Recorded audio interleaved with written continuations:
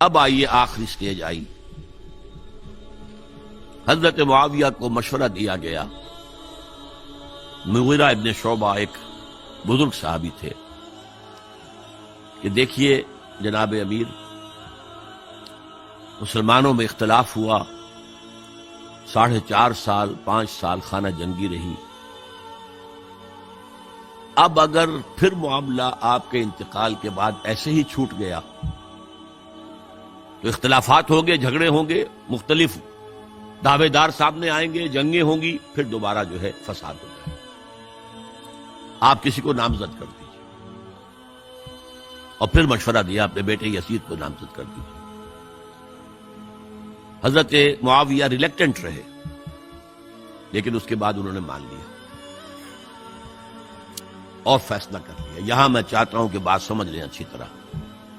اس معاملے میں اگر آپ حضرت معاویہ کی نیت پر شک کریں گے تو مجھے آپ کے ایمان پر شک ہو جائے گا. نیت پر نہیں، غلطی ہو سکتی. صحابی ہیں، نیت غلط نہیں تھی. نیت کیا تھی؟ اور میں سمجھتا ہوں 100% درست تھی کہ اب اتنا پانی گزر چکا ہے پل کے نیچے سے وقت کے دریا میں کہ بارے صحابہ سب رخصت ہو چکے. اب اکثریت 9 مسلموں کی ہے. عصبیتیں بھی ہیں، قبائلی عصبیتیں ختم تو نہیں ہوئی. لہذا جب تک کوئی قبائلی عصبیت پیچھے نہیں ہوگی حکومت کے، حکومت نہیں چل سکے گی. یہ ابن خلدون کا لفظ ہے، عصبیت، کوئی چیز جو جوڑے آپ کو. تو دینی عصبیت اب کمزور پڑ گئی ہے، اس لیے کہ حضور نے جن کو تربیت دی تھی وہ اب گئے، اکثر و بیشتر گئے. اب اگر ایسے ہی چھوڑ دیا گیا اور کوئی قبائلی عصبیت پشت پر نہ آئی تو پھر خانہ جنگی ہوگی. 5 سال تک ہوئی. اس بنا پر انہوں نے اسے صحیح سمجھا. آپ اختلاف کر سکتے ہیں، صحابہ کی رائے سے اختلاف ہو سکتا ہے، لیکن آپ ان کی نیت پر شک نہیں کر سکتے. بہرحال واقعہ کیا ہے تاریخی اعتبار سے کہ یہ 10ویں سال میں نامزد کر دیا یزید کو اپنے بعد خلیفہ کے لیے، ولی عہد. اس وقت تقریباً سب نے بات مان لی سوائے 5 افراد کے. وہ 5 افراد بہت اہم تھے، بہت اہم. ابو بکر اہم ترین آدمی تھے، ان کے بیٹے عبد الرحمن ابن ابو بکر. عمر نمبر 2 تھے، عبداللہ ابن عمر. زبیر عبداللہ ابن زبیر. عباس عبداللہ ابن عباس. اور حسین ابن علی. حضرت حسن کا انتقال ہو گیا. اہل تشیع کا کہنا یہ کہ زہر دیا گیا، واللہ اعلم، میں کچھ نہیں کہہ سکتا. میں کوئی تاریخ کا محقق اس معنی میں نہیں، میں موٹی موٹی باتیں جانتا ہوں. بہرحال انتقال ہو گیا. 5 آدمیوں نے نہیں مانا. لیکن دیکھیے یہ تھی تدبر کی بات حضرت امیر معاویہ کی. کوئی دباؤ نہیں ڈالا، کوئی جبر نہیں کیا، کوئی کسی کو نقصان نہیں پہنچایا کہ نہیں مان رہے تو یہ کر دیں. نہیں، دیکھیں گے جب وقت آئے گا. جب وقت آیا حضرت معاویہ کے انتقال کے بعد، اب ایک صاحب جا چکے تھے، حضرت عبد الرحمن ابن ابی بکر فوت ہو چکے. اب 4 رہ گئے. 3 عبادلہ، عبداللہ ابن عمر، عبداللہ ابن عباس، عبداللہ ابن زبیر، ایک حسین ابن علی رضی اللہ تعالی عنہم اجمعین. جب بیعت ہو گئی یزید کی تو اب ان کے درمیان اختلاف ہوا. یہ بات اچھی طرح سمجھ لیجئے. تاریخی حقائق، موٹے حقائق کو چھوڑ کر باریکیوں میں جب پڑھتے ہیں تو معاملہ غلط ہو جاتا ہے. موٹے حقائق کو سمجھیں. جیسے کہتے ہیں میکرو اکنامکس اور مائکرو اکنامکس. میکرو ہسٹری جو 2 ایک طرف ہو گئے، 2 ایک طرف ہو گئے. عبداللہ ابن عباس کی رائے ہوئی کہ اگرچہ یہ غلط کام ہوا ہے، یہ قیصر و کسریٰ کی سنت پر عمل ہو رہا ہے، لیکن یہ ایسی بڑی بات نہیں ہے کہ خون ریزی شروع کر دی جائے اور امن و امان ختم ہو جائے. یہی بات عبداللہ ابن عمر کی ہو گئی. یہ 2 تو ایک جا ہو گئے. مصلحت کہہ لیں، جو بھی سمجھے، لیکن نیت پر حملہ نہیں کر سکیں گے آپ۔ دیانتاً انہوں نے یہ سمجھا کہ اب جب کہ ہو گیا معاملہ تو ٹھیک ہے۔ حرام مطلق تو کہیں نہیں لکھا ہوا قرآن کے اندر کہ بیٹا نہیں ہو سکتا، کہیں نہیں لکھا ہوا۔ بہرحال ان دو کی رائے یہ ہوئی کہ اگرچہ کام غلط ہے لیکن اتنا غلط نہیں ہے کہ اس کو چیلنج کیا جائے اور اس سے جو ہے خانہ جنگی شروع ہو جائے اور فساد شروع ہو جائے۔ دو کی رائے یہ ہوئی کہ نہیں، we have to challenge it come what may. Abdullah ابن زبیر، حسین ابن علی رضی اللہ تعالی عنہما یا عنہم، تو یہ دو علیحدہ، ان دو میں اب اختلاف ہوا۔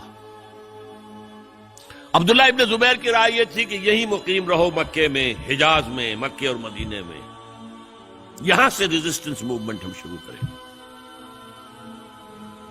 کیونکہ یزید کی خلافت تو دمشق میں تھی، بہت دور۔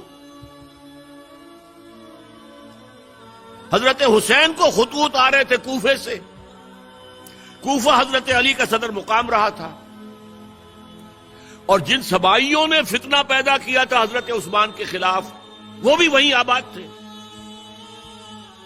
انہوں نے خطوط کا تاغا باندھ دیا، آپ آئیے ہم آپ سے بیعت کریں گے اور کھڑے ہوں گے اور مقابلہ کریں گے اور اس یزید کی حکومت ختم کریں گے۔ ڈاک کے تھیلے بھرے ہوئے۔ حضرت حسین نے فیصلہ کیا کوفے جانے کا، بہت روکا۔ عبداللہ ابن عباس بہت ان سے بزرگ تھے عمر میں، اور ویسے بھی ایک اعتبار سے نانا تھے، ایک اعتبار سے پڑدادا تھے۔ حضرت عبداللہ ابن عباس حضور کے چچا زاد بھائی تھے، تو نانا ہو گئے کہ نہیں؟ حضور نانا تھے کہ نہیں؟ اور حضور کے چچا تھے حضرت عباس، ان کے بیٹے ہیں۔ تو اس اعتبار سے حضرت علی رضی اللہ تعالیٰ عنہ کہ کیا ہو گئے چچا، بہرحال میں کچھ گڑبڑ کر رہا ہوں اس وقت، وہ دوڑتے جا رہے تھے کہ حسین خدا کے لیے مت جاؤ، خدا کے لیے مت جاؤ، یہ کوفی تمہارا ساتھ نہیں دیں گے، الکوفی لا یوفی، کوفی وفا نہیں کرتا وعدہ، اور خدا کے لیے اگر جانا ہے اپنے گھر والوں کو یہاں چھوڑ دو۔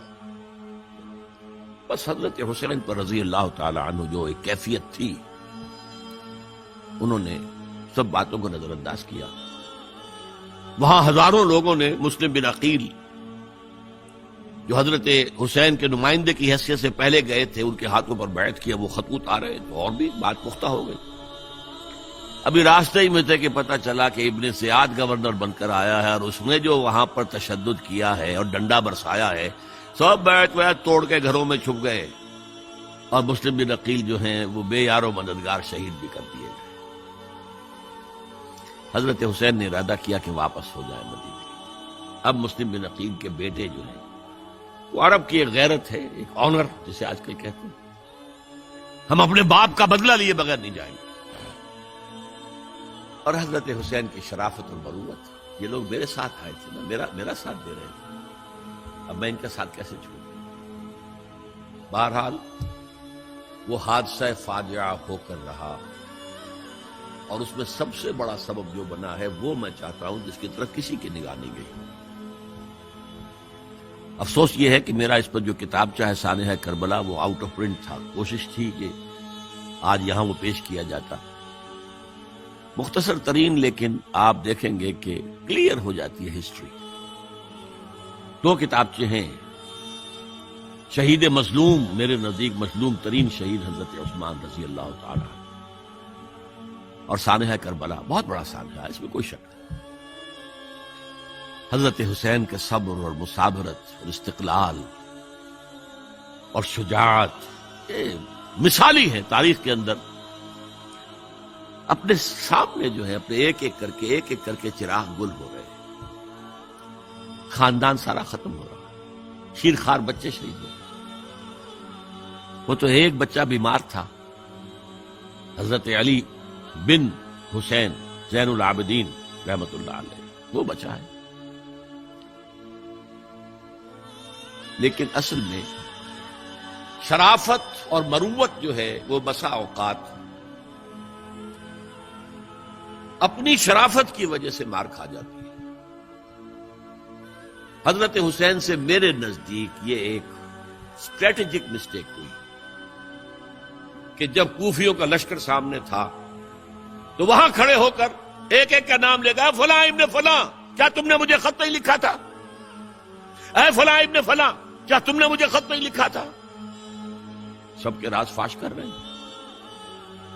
اور دیکھو یہ میرے پاس یہ تھیلے بھرے ہوئے تمہارے خطوں کے موجود ہیں، تم نے مجھے بلایا اور میں آیا. یہ بات تھی جس کی بنا پر اب ان کے لیے کوئی چارہ نہیں تھا کہ انہیں شہید کر دیں، ورنہ تو یہ ہمارا بھانڈا پھوڑ دیں گے جا کر یزید کے پاس، تو ہماری کھالیں کھنچ جائیں گی. یہی وجہ ہے کہ حضرت حسین نے 3 آفرز کی. مجھے واپس مدینے جانے دو، نہیں. مجھے یزید کے پاس جانے دو، نہیں. مجھے کہیں اسلامی سرحد پر بھیج دو، میں وہاں پر کافروں سے جنگ کرتے ہوئے زندگی ختم کر لوں گا، نہیں. ہیئر اینڈ ناؤ بیٹھ کرو. یہ حضرت حسین کی شرافت، غیرت، حمیت، مروت اس کے خلاف تھا. لہذا انہیں شہید کیا گیا اور پھر خیموں کو آگ لگائی گئی. یہ نوٹ کیجیے کیوں لگائی گئی. اگر تو یہ غصے اور انتقام میں اور وینجینس میں ہوتا تو حضرت علی بن حسین زین العابدین کو بھی شہید کرنا چاہیے تھا، نہیں کی.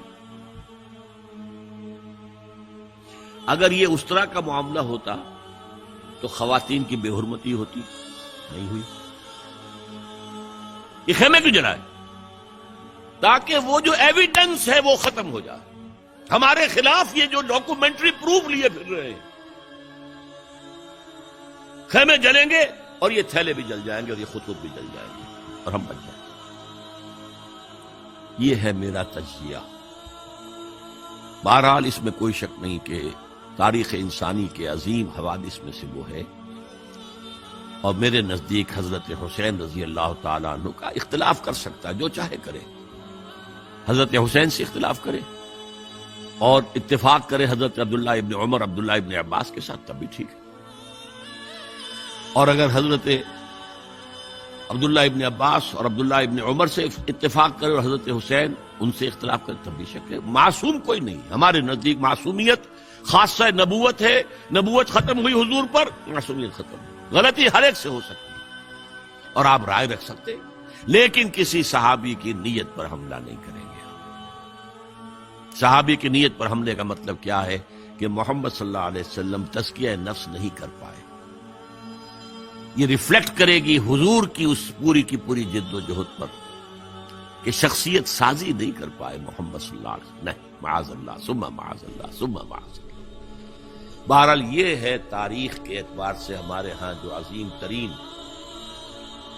ذی الحجہ کے مہینے میں حضرت عثمان شہید ہوئے تھے. 28 ذی الحجہ کو حضرت عمر پر حملہ ہوا تھا. 1 محرم کو ان کی شہادت ہوئی تھی. 10 محرم کو یہ سانحہ کربلا پیش آیا تھا. یہ ہماری اس ابتدائی تاریخ کے اہم لینڈ مارکس ہیں جنہیں ہم شہادت کے نام سے جانتے ہیں. لیکن میں اب پھر دوبارہ کہوں گا، حضرت حسین کو یاد کر لیں، حضرت عثمان کو یاد کر لیں، ان کے لیے کوئی رنج اور غم کا اظہار کر لیں، اس سے کچھ حاصل نہیں ہے. حاصل تو یہ ہے کہ شہادت علی الناس کی تیاری کیجیے. اپنی ذاتی زندگی میں آج سے گواہی دیجیے اللہ کے بندے ہونے کی، اپنے عمل میں، اپنے قول میں، اور کوشش کیجیے کہ مل جل کر اس ملک کے اندر وہ نظام برپا کریں کہ جو شہادت علی الناس دین حق کے ایک کامل نمونے کے طور پر دنیا پر حجت قائم کر دے کہ دیکھ لو اپنی آنکھوں سے، یہ ہے وہ دین حق جو محمد لے کر آئے تھے. اللہ تعالیٰ مجھے اور آپ کو اس کی توفیق عطا فرمائے.